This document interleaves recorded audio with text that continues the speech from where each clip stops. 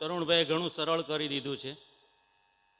એક બાળકે એક બહુ મોટા શિક્ષણનો સિદ્ધાંત કીધો. પેલા તરુણભાઈ કીધું ને ક્લાસમાં જા, તો કે ક્લાસમાં ભણાવે છે. એટલે શિક્ષકનું કામ હું બહુ એક્સ્ટ્રીમ થઈને કહું છું, ભણાવે એ ભોટ, ભણાવે એ ભોટ, પણ ભણતા કરે તે શિક્ષક. હમણાં ગીજુભાઈને વાંચવાનો સમજવાનો પ્રયત્ન ચાલે છે, એમાંથી જે સમજાય છે એની સાથે સાથે પેરેલલ એનઈપી જે સમજાય છે એ બંનેને ભેગી કરીને કેટલીક વાત 10-15 મિનિટમાં કરીશ. પણ અહીંયા હું પ્રયાસ કરીશ કે હું ભણાવીશ નહીં. તો તમારા બધા પાસે મોબાઈલ છે, એમાં સર્ચમાં જવાનું છે અને એમાં લખવાનું છે મારી જાદુઈ શાળા.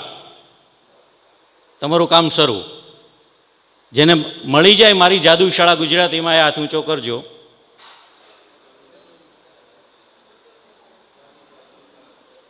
અભય બંગ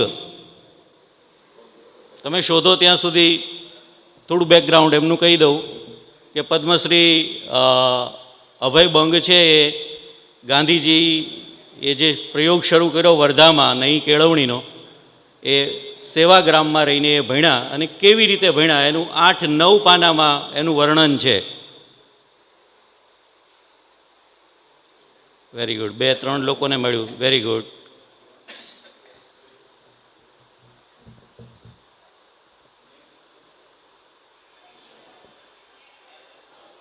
ટોટલ કેટલા લોકોને મળ્યું? હાથ ઊંચો કરશો.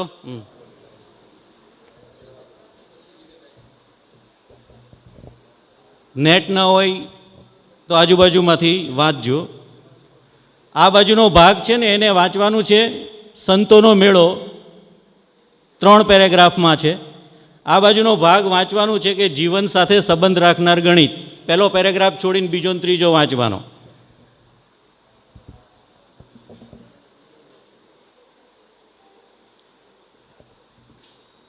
જેને વંચાઈ જાય એ હાથ ઊંચો કરજો.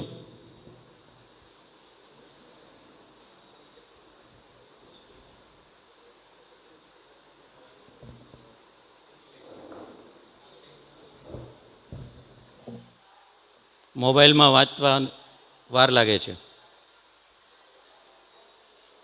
વંચાઈ ગયો હાથ ઊંચો કરજો એટલે ખ્યાલ રહે મને. ઓકે. હા, તમે હવે જ્યાં છો ત્યાં અટકી જાઓ. તમે ઘેર જઈને રસ્તામાં આરામથી વાંચજો. 8 પેજ છે માત્ર. વાંચો. સંતોનો મેળો ને. અહીંયા આવી જાઓ ને. સંત તુકારામના અભંગ અમે કડવી દવાની જેમ પીધા નથી. અષાઢી 11ના દિવસે અમારી શાળામાં દર વર્ષે સંતોનો મેળો ભરાતો. તેમાં જુદા જુદા સંતોના જીવન પ્રસંગો તાદશ થતા. નાટક કરતા, ચિત્રો બનાવતા અને નિબંધ લેદન પણ કરતા. આ બધું શાળાના બધા બાળકો મળીને કરતા. પૂરા 15 દિવસ સુધી શાળામાં મેળાનું વાતાવરણ રહેતું. તુકારામના એક અભંગ જે કા રંજલે ગાંજલે ને હું ત્યાં 3 જુદી જુદી રીત દ્વારા શીખ્યો. ત્યાં ગીત મંડળીમાં હું પહેલી વાર જ રાગ ભૈરવી ગાતા શીખ્યો. સંતોની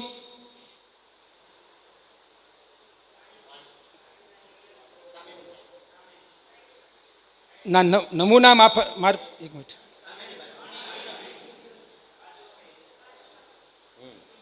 વાણી, તેમનો ઇતિહાસ, એમનું જીવન દર્શન વગેરે અમે સહજ રીતે રમતા રમતા શીખ્યા. પરંતુ ફક્ત માત્ર એટલો જ હતો કે ત્યાં ભાષા, ઇતિહાસ, સંગીત, દર્શન આદિ શિક્ષણ લેબલ ન હતા. ઘણા વર્ષો પછી હું એક સરકારી સ્કૂલમાં ગયો. ત્યાં મને કાવ્ય કુસુમાંજલિ નામના ભારે પાઠ્યપુસ્તકમાં તુકારામનું રંજલે ગંજલે અભંગ જોવામાં આવ્યું. તે જોઈને કદાચ તુકારામ પણ દુઃખી થાત.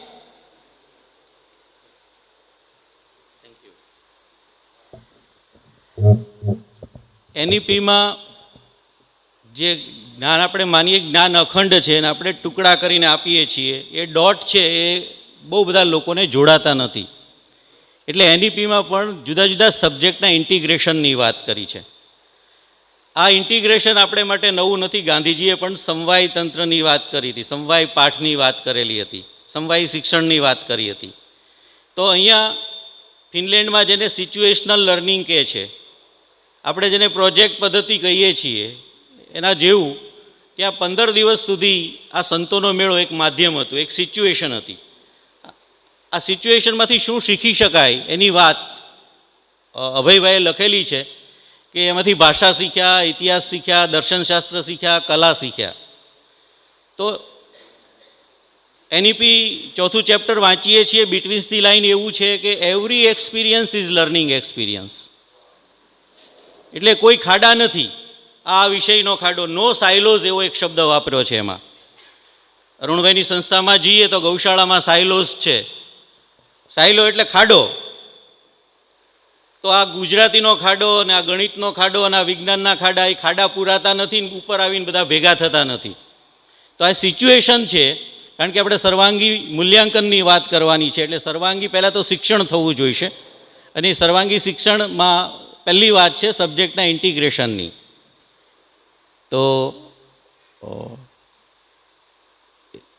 વિજ્ઞાન મેળાથી પરિચિત છીએ, પણ આવી કોઈ પણ સિચ્યુએશન, તમારે ક્રિકેટ મેચ જોવા માટે વિદ્યાર્થીને ટાસ્ક આપો અને બીજે દિવસે તમે ભાષા, ગણિત, ભૂગોળ, હિસ્ટ્રી, આર્ટ બધું જ શીખવી શકશો. આ લેખ તો એટલા રમતા રમતા શીખવે, એવરેજ તો એટલા રમતા રમતા શીખી જાય. તો આપણે જોવાનું છે, આપણા મનમાં રાખવાના છે માત્ર લર્નિંગ આઉટકમ. પણ જે સિચ્યુએશન સમાજમાં આની આજુબાજુ બને છે, અથવા આપણે એવી ઊભી કરીને આપવાની છે, એવી પરિસ્થિતિ ઊભી કરવાની છે જેમાં બાળક સ્વયં શીખી શકે. તો જીવન સાથે સંબંધ રાખનાર ગણિત કોણ કહે છે આ બાજુથી? કોઈ ના હોય એટલે તમે દેખાવો એમ આવી જાઓ. પહેલો પેરેગ્રાફ છોડી દેજો. એમાં પહેલા પેરેગ્રાફમાં એવું લખ્યું છે, એ આવે ત્યાં સુધી હું વાંચી લઉં એમ, કે એક નળથી ટાંકી ભરાઈને 2 નળથી ખાલી થાય ને એ જે દાખલા આપણે કામ સમય વેતનના ગણ્યા છે, એની જીવનની અંદર ક્યાં ક્યાં જરૂર પડી તો બહુ નિરર્થક લાગ્યું છે. પણ અહીંયા એ ગણિત કેવી રીતે શીખ્યા? ગણિતના શિક્ષક ગાય.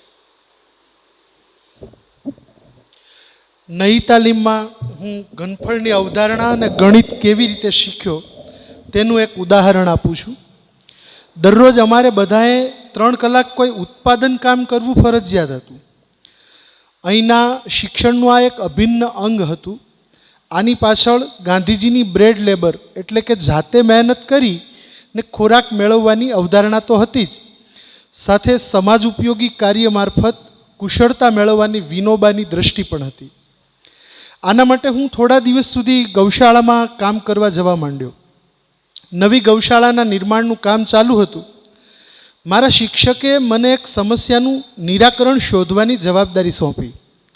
એ શોધો કે એક ગાય રોજ કેટલું પાણી પીએ છે.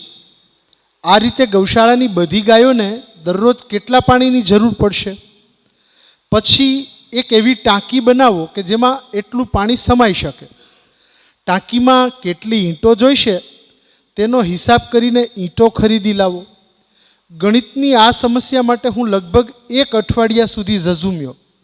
જુદી જુદી ટાંકીઓનું ઘનફળ કેવી રીતે માપવું, ટાંકીનું ઘનફળ અને તેની બહારનું ક્ષેત્રફળ કેવી રીતે માપવું, આ અનોખી પદ્ધતિથી પ્રત્યક્ષ ટાંકી બનાવીને હું ગણિત શીખ્યો. આવી વાત છે. આભાર રાજેન્દ્રભાઈ. આપણે બધા ઘનફળ શીખ્યા છીએ, હા કે ના? હજી માથા જલે છે, મોઢું આમ ખુલતું નથી. હા, આપણે આમાંથી મોટા ભાગના લોકોએ ઘનફળ ભણાવ્યું છે, હા કે ના? હા. આપણા ઘરમાં મકાનમાં કેટલા ઘન ફૂટ લાકડું વપરાયું છે એવો કોઈએ માપીને હિસાબ કર્યો છે કોઈ દિવસ? એવું થઈ શકે ખરું? એવું આવડે છે ખરું? તો આ થિયરીની વાત છે. એટલે એનઈપી, ગીજુભાઈ, નઈ તાલીમ, આ બધું જ જ્યારે ભેગું કરીએ છીએ ત્યારે મેં કીધું ને ભણાવે ભોટ, ભણતા કરે તે શિક્ષક. તો એમાં એવું છે કે આપણે બાળકને મજૂર બનાવીએ છીએ. કારખાનામાં જે એક ડાય આપે છે, એટલે કે આપણે શાળામાં એક સૂત્ર આપીએ છીએ, અને સૂત્રને આધારે, ડાયના આધારે જેમ પ્રોડક્શન થાય છે તેમ સૂત્રના આધારે આપણે દાખલા ગણે છે. એટલે બાળક જ્ઞાનનો સર્જક બનતો નથી. બાળક જ્ઞાનનો સર્જક અનુભવના આધારે જ બને છે. આપણે આપી દઈએ છીએ, આપણે પ્રદાન કરી દઈએ છીએ.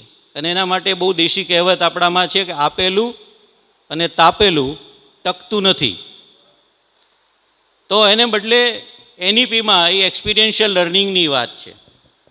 તો બાળક જાતે જ્યારે એ પ્રયોગ કરે છે, એક ગાય કેટલું પાણી પીએ છે ત્યાંથી શરૂ કરીને, ઓબ્ઝર્વેશનથી શરૂ કરીને એવરેજ સુધી આવ્યા હશે, ગૌશાળામાં કેટલી ગાયો છે, અને એ ગાયો માટે જ્યારે પાણીનો અવાડો બનાવવાનો હોય ત્યારે એ પ્રેક્ટિકલ કરે છે, ત્યારે એને ક્ષેત્રફળ, ઘનફળ સહિતના કેટલાય ગણિતના મુદ્દાઓ એ પ્રેક્ટિકલ શીખે છે.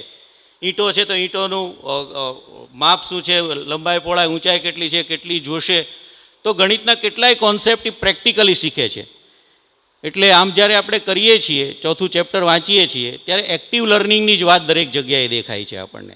એ પછી વોકેશનલ એજ્યુકેશનને માટે 10 બેગલેસ ડેઝની પણ વાત હોય, કે પુસ્તકની રચનાની વાત હોય, એક્સપિરિયન્શિયલ લર્નિંગ હોય, એક્ટિવિટી બેઝ લર્નિંગ હોય, કે ઇન્ટિગ્રેશન હોય. એટલે સમય મર્યાદામાં વાત કરવાની છે એટલે હું ઝડપથી કહું છું.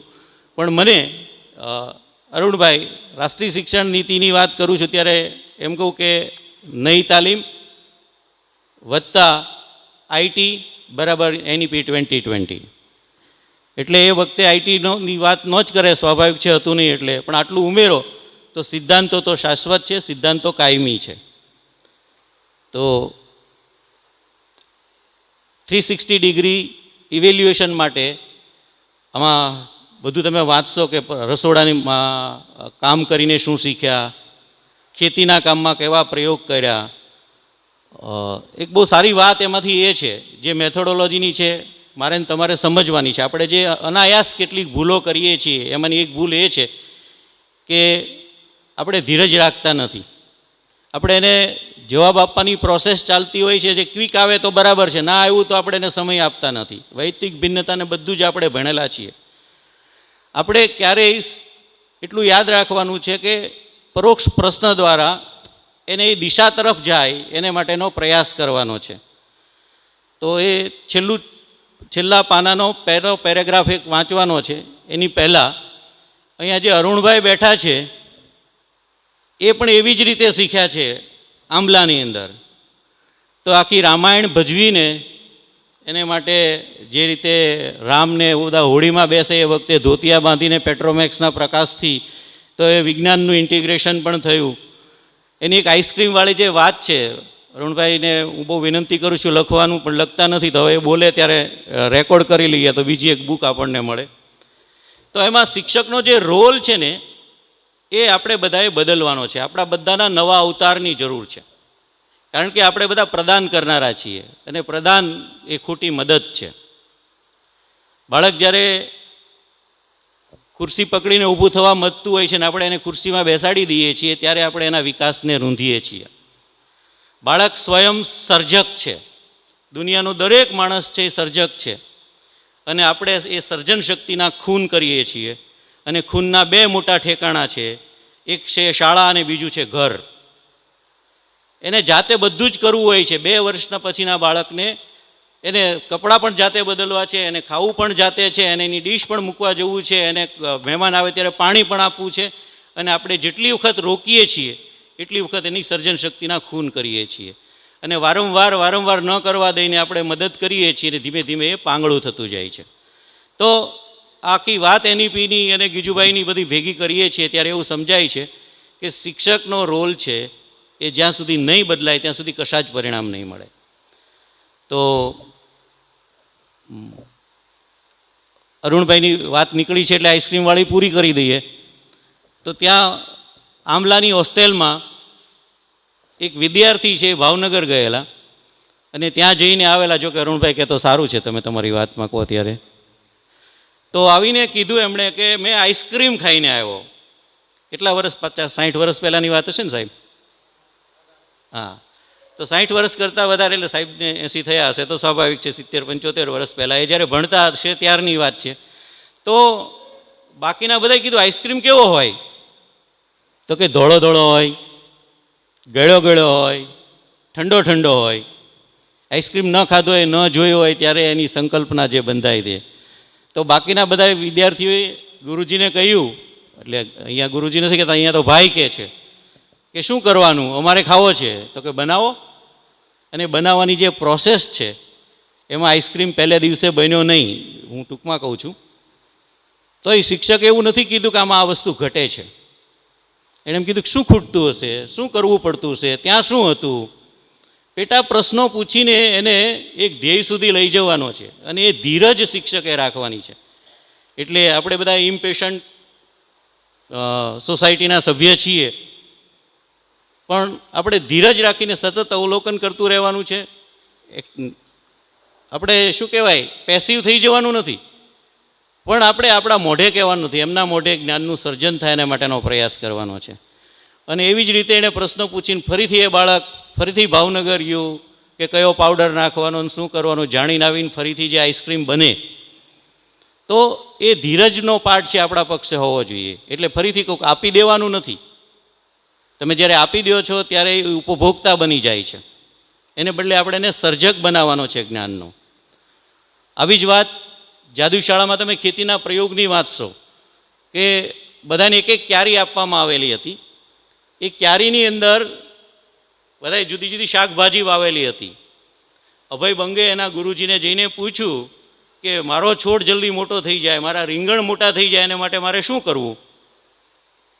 તો ગુરુજી શું કીધું હશે? સામાન્ય રીતે આટલી વાત હોય તો પણ હું પૂછું શિક્ષકોને કે શું કીધું હશે, ત્યારે આપણે ટેવ પ્રમાણે બોલવા લાગીએ છીએ. એણે કીધું હશે કે ખાતર આપવું ને પાણી આપવું ને ખેડ કરવી ને નિંદામણ કરવું ને આવા બધા જવાબ આપણે આપીએ છીએ. એના શિક્ષકે એવું કીધું નહોતું. એના શિક્ષકે કીધું કે છોડને મોટા થવા માટે શું શું જરૂરી હશે, ક્યાંથી મળશે આપણને, કયું પુસ્તક જોવું જોઈશે. એટલે લાઇબ્રેરીમાંથી ફરીથી એ પુસ્તક શોધીને વાંચીને નાની મોટી પ્રશ્નોત્તરી કરીને અભય બંગેની જાતે નક્કી કર્યું કે ગૌશાળામાં જે ગૌમૂત્ર મળે છે એમાંથી સૌથી વધારે નાઇટ્રોજન મળશે, અવેલેબલ છે એમાંથી. એટલે એ સવારે વહેલા જાગે અને 2 બાલદી ગૌમૂત્ર ભરીને એના ક્યારામાં છાંટી દે. અને પરિણામે એનું એક રીંગણ છે 1.5 કિલોનું થયું.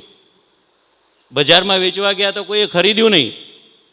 અને પ્રયોગ સફળ કહેવાય કે નિષ્ફળ કહેવાય? સફળ કહેવાય કે નિષ્ફળ કહેવાય? પ્રોસેસ મહત્વની છે. એટલે આપણે એ ધીરજ રાખવાની છે. અને નિષ્ફળ જાય તો શું? બધા પ્રયોગ સફળ થાય? આ તો સફળ જ છે, પણ આ તો આપણે એ પણ માનસિકતા ભૂલી જવાની છે. આપણી આખી શિક્ષણ તંત્રની અંદર દંભની યાદી કરીએ તો એમાં બહુ બધા છે. જેટલા લોકો એમએડ થયા છે એ બધાને ખબર છે કે બધાના પ્રયોગ છે એમએડમાં જે કરે એ બધાના સફળ જ થાય, કોઈને નિષ્ફળ થાય જ નહીં. અને નિષ્ફળ થાય તેની થીસીસ કે ડિઝર્ટેશન કે એના માર્ક્સ ના મળે. તો એક બાજુ આપણે માનીએ છીએ, વાસ્તવિકતાની વાત કરીએ છીએ, અને બીજી બાજુ એવા દંભ કરીએ છીએ કે ભાઈ મેં આ પ્રયોગ કર્યો ને આટલો બધો સફળ થયો. તો આપણે એ પણ સ્વીકારવાનું છે કે પ્રયોગ કે પરિણામ મહત્ત્વ કરતાં એ જે પ્રોસેસ દરમિયાન શીખે છે એ બહુ મહત્ત્વનું છે. તો આ રીતે 360 ડિગ્રી ઇવેલ્યુએશન માટે પહેલાં તો 360 ડિગ્રી એટલે કે સર્વાંગી શિક્ષણ આપવું પડશે. શિક્ષક એનો રોલ બદલવાનો છે. એ એક્ટિવિટીઝ થ્રુ, એક્સપિરિયન્શિયલ લર્નિંગ, એ જુદા જુદા વિષયના ઇન્ટિગ્રેશન, આ બધું જ મેથડથી એ શીખે. અને શિક્ષકના પક્ષે ખૂબ ધીરજથી શરૂઆતની અંદર ખૂબ મહેનત કરવાની જરૂર છે, કારણ કે આ અવતાર નથી ચાલવાનો. તો એનું મૂલ્યાંકન પણ કેવું હોય તો કે જેટલી વિવિધતા આપણી પેડાગોજીમાં છે એટલી જ વિવિધતા મૂલ્યાંકનમાં રાખવી પડશે. અત્યારે આપણે શું કામ નથી કરી શકતા આ બધું, કે કરતા કેમ નથી, શિક્ષક પ્રેરાતા કેમ નથી? તો કે મૂલ્યાંકન છે એ એકાંગી છે. તો આ એકાંગી મૂલ્યાંકનને બદલે સર્વાંગી મૂલ્યાંકન થાય. એણે વર્ષ દરમિયાન જે પ્રવૃત્તિ કરે છે, પ્રજ્ઞામાં સરસ પોર્ટફોલિયોની વાત છે, પોર્ટફોલિયો ઇવેલ્યુએશનની વાત છે. તો વર્ષ દરમિયાન જેટલી પ્રવૃત્તિ કરે છે એનો રેકોર્ડ રહે. હોલિસ્ટિક રિપોર્ટ કાર્ડમાં લખવા માટે પણ જોઈએ, પણ તો આ પોર્ટફોલિયો એનો અલગ નિભાય, એના ઓબ્ઝર્વેશન નોંધાય. એ માત્ર શિક્ષકે જ ઇવેલ્યુએશન કરવાનું નથી. મારી જીવનકથામાં જુગતરામ કાકાએ એવું લખ્યું છે કે અમે વેડછીમાં એવા પ્રયોગ કરતા હતા કે અમારું મૂલ્યાંકન છે વિદ્યાર્થીનું જૂથ હતું, વિદ્યાર્થી મંડળ કરે, વાલી કરે, જુદા જુદા વિષયના શિક્ષકો કરે ને સ્વયં વિદ્યાર્થી કરે, એવો પ્રયોગ અમે શરૂ કર્યો હતો. એટલે જે 1945 પછીની આ વાત કરું છું, જુગતરામ કાકાની શાળાના પ્રયોગમાં એના 2 વિદ્યાર્થીઓને હમણાં હું રૂબરૂ મળ્યો, બાબરભાઈ અને એક બીજા ત્યાંના દેસાઈ સાહેબ. આ બંને જુ કાકાની સાથે કામ કર્યું ને ભણ્યા, તો એની જીવનકથામાં આ વસ્તુ લખી છે. તો અમે મૂલ્યાંકન કેવી રીતે કરતા હતા, એનઈપીમાં કોઈ વાત નવી નથી, બધા જ પ્રયોગો થઈ ચૂક્યા છે, પણ અલગ અલગ રીતે અલગ અલગ જગ્યાએ થયા છે. આપણે એ બધાને જુદી રીતે સમજવાનું છે, પણ સૌથી પહેલાં શિક્ષક એનો રોલ બદલવાનો છે. બીજું છે કે આ બધી જ મેથોડોલોજીનો આપણે ઉપયોગ કરીએ, અને ત્રીજી વાત છે તો એ પ્રમાણે એ મૂલ્યાંકન કરવાનું.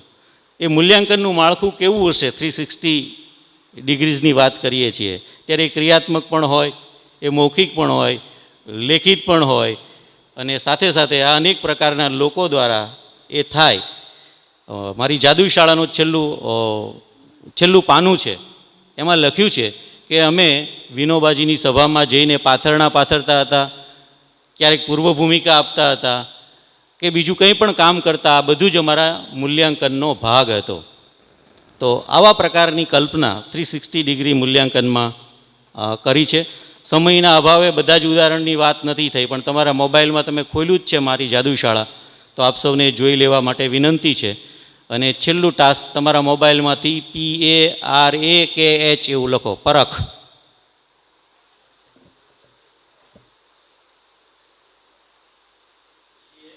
PARAKH, પરખ.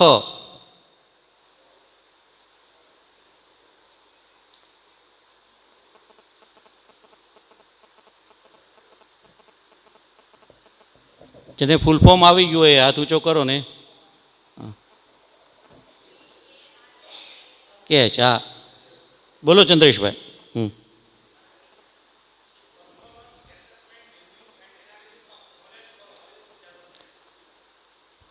બધાને સંભળાયું?